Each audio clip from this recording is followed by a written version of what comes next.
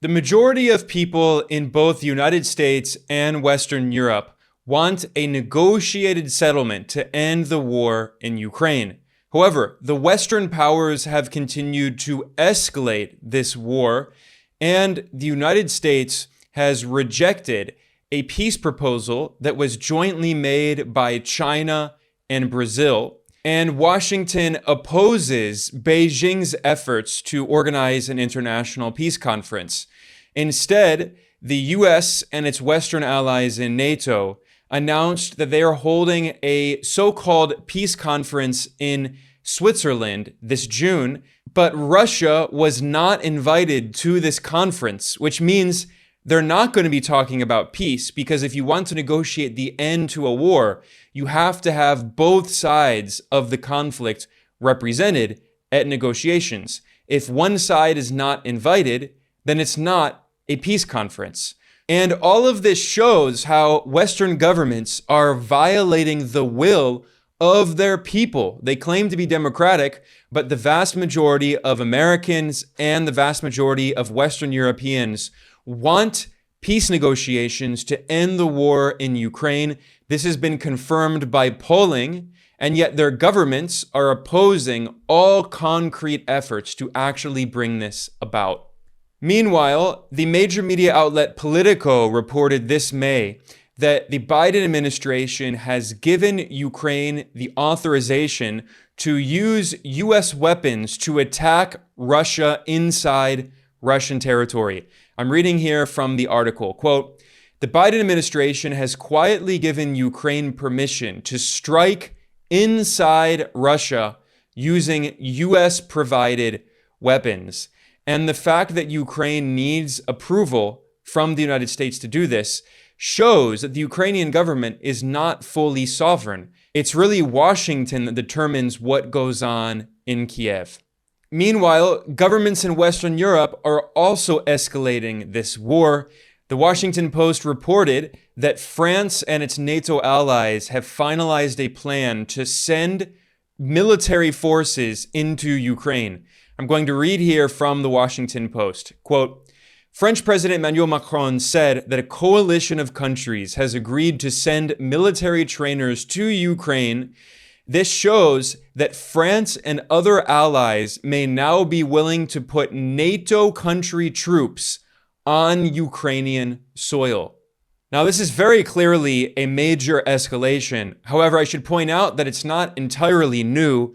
The New York Times reported back in June of 2022, 2 years ago, it reported that the Western powers already had special operations forces and spies on the ground in Ukraine. I'm reading here from the New York Times. It noted that the United States and its allies had a stealthy network of commandos and spies rushing to provide Ukraine with weapons, intelligence, and training.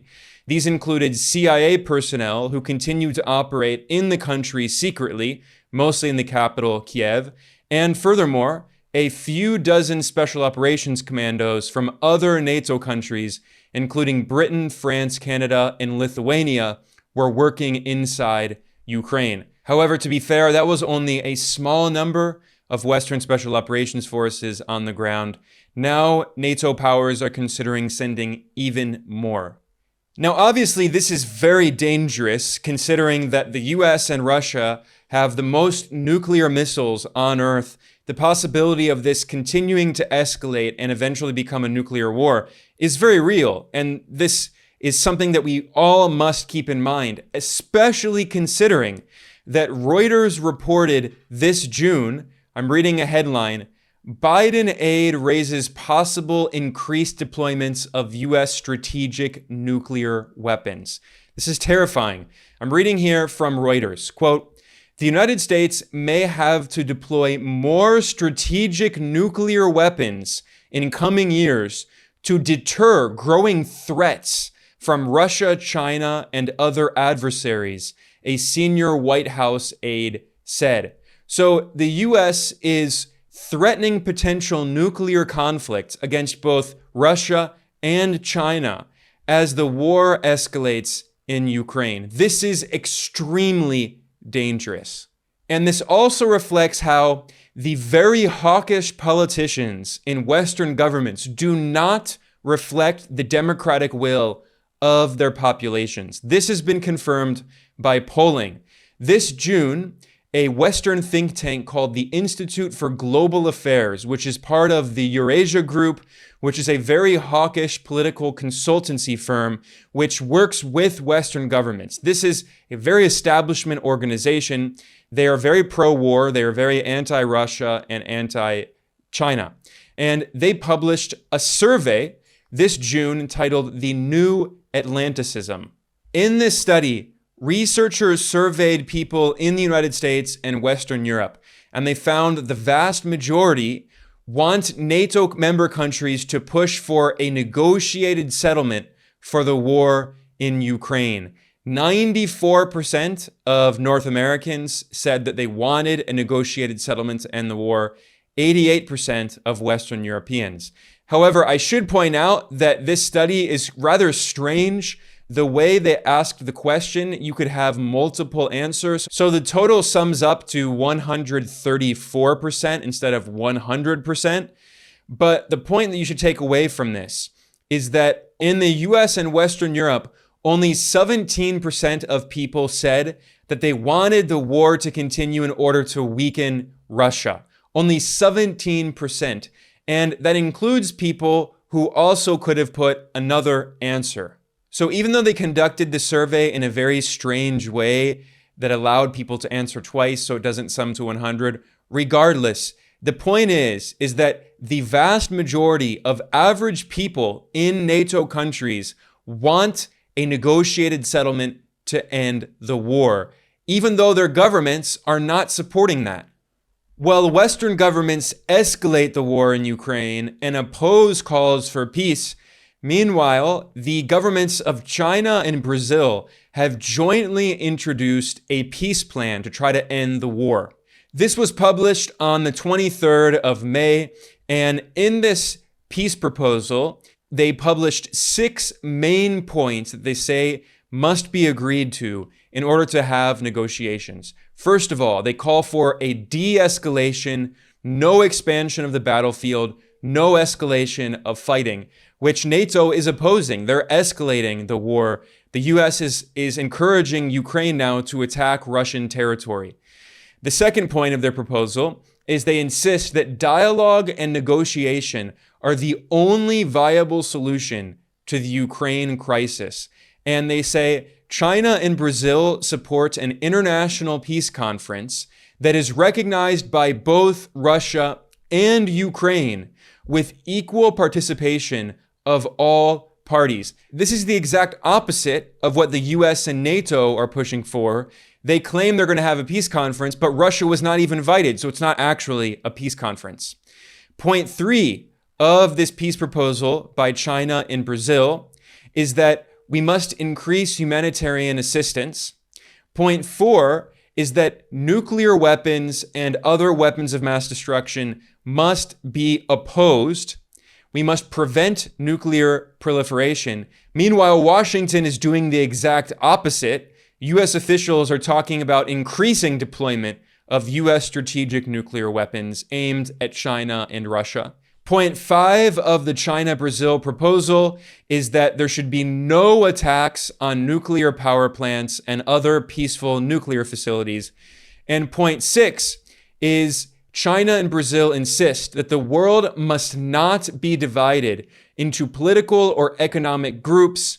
They call for enhancing international cooperation and protecting the stability of global industrial and supply chains. So what they're saying here is that Beijing and Brasilia oppose the new Cold War. They don't want to divide the world up into opposing blocs in Cold War II. They want peace, and they're trying to organize an international peace conference in order to end the proxy war in Ukraine between NATO and Russia. The Western powers are opposing the peace proposal that was made by China and Brazil, and instead they're holding a NATO conference in Switzerland that does not feature Russia. And the US is attacking China and telling China that it must attend this US-led so-called peace conference in Switzerland, but China refuses to do so because it's not a peace conference, because one side of the war was not invited. And you can clearly see this blatant hypocrisy in an article that was published by Reuters titled, US encourages China to attend peace summit on Ukraine. You should not call it a peace summit. This article notes that Russia has not been invited to participate in the June 15th and 16th meeting. And it says, Beijing has so far said it will stay away from the summit, describing the attendance of both warring sides as a prerequisite for any substantive peace conference. This is not some crazy Chinese demand that is unrealistic. This is the definition of a peace summit. You cannot have any kind of real peace conference, any kind of real negotiations, if both sides of the war are not invited. If only Ukraine is invited, this is actually a war conference. It is the US and its allies in NATO meeting in Switzerland to talk about how they can provide more support for Ukraine in order to wage war on Russia. It's them talking about how they can force Russia to surrender. And what's so deeply hypocritical about this is that Western media outlets have been attacking China over its peace proposals, and they always put China's peace plan in scare quotes. They say China's plan for peace, as if it's not a real plan. And the implication that's not so subtle in all of this Western media reporting is that China supposedly does not want peace, and China instead supports Russia. But meanwhile, they're claiming that the US does want peace, even though the US refuses to invite Russia to the so-called peace conference, which is not a peace conference. Western governments and their stenographers in the corporate media are trying to turn reality on its head and portray China as opposing peace while claiming that the West wants peace. In reality, it's the exact opposite. From the very beginning, even before this war began, China has always called for peace and diplomacy and negotiations, whereas the US and NATO and Europe have constantly opposed any efforts at bringing about peace. And this was made clear as day back in February of 2023, a year anniversary of this new phase of the war, when the Chinese Foreign Ministry published a 12-point proposal for peace. And this is not the first time. China has repeatedly published statements and proposals for peace that the West has rejected. And these proposals are very common sense. They're not radical. These are China's 12 points that it has repeatedly called for. Number one, the sovereignty of all countries must be respected. That includes Ukraine, but it also includes Russia. And the US and NATO refuse to respect the sovereignty of Russia. The US and NATO have surrounded Russia with military bases and constantly threatened Russia. Point two is that all sides must abandon the Cold War mentality. China says, we do not want a new Cold War. It is the US that is waging Cold War II. Point three is that hostilities on all sides must cease. Point four is there must be peace talks with both sides represented. Point five is that the humanitarian crisis must be resolved. Point six is that civilians and prisoners of war must be protected. Point seven, nuclear power plants must be kept safe. Point eight, strategic risks must be reduced, especially in terms of nuclear weapons. Point nine is that grain exports must be facilitated. This is especially for developing countries in the global south that rely on importing wheat to feed their population. And many of those wheat exports have been disrupted because of the proxy war. Point 10 is that unilateral sanctions must stop. And of course, the US refuses to abide by this because the US has imposed illegal unilateral sanctions on countries representing more than 1/4 of the world population, including for many decades against countries like Cuba, which violate international law and the US refuses to do so despite the fact that every year at the United Nations General Assembly, the vast majority, almost all countries on earth, oppose those US illegal sanctions, and yet they continue. Point 11 of China's proposal is that industrial and supply chains must be kept stable. And finally, point 12 is that post-conflict reconstruction must be promoted. Now, if you look at this 12-point proposal made by China in February 2023, you can see that it is very similar to the 6-point proposal that was jointly made by China and Brazil in May when they called for an international peace conference. And it was the US and NATO that opposed this peace proposal. And it's not just China and Brazil that support this proposal. Numerous countries in the global south have expressed support, including Nicaragua. The Sandinista government of Nicaragua, the foreign ministry, published a statement expressing support for this proposal, calling for an international peace conference to end the war in Ukraine.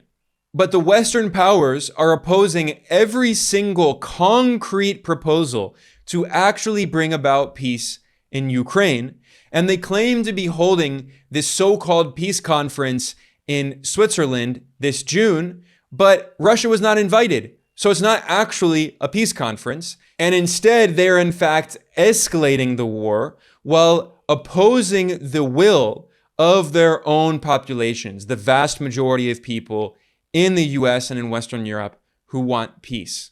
It is ridiculous the way that Western governments and their stenographers in the corporate media are portraying this conflict. It is very misleading. It is the exact opposite of reality. And that is why we here at Geopolitical Economy Report dedicate ourselves to trying to educate people on what's actually going on in the world. I'm Ben Norton, the editor-in-chief of Geopolitical Economy Report. I want to thank everyone for joining me today. Please like and subscribe. Please share. And I will see you all next time.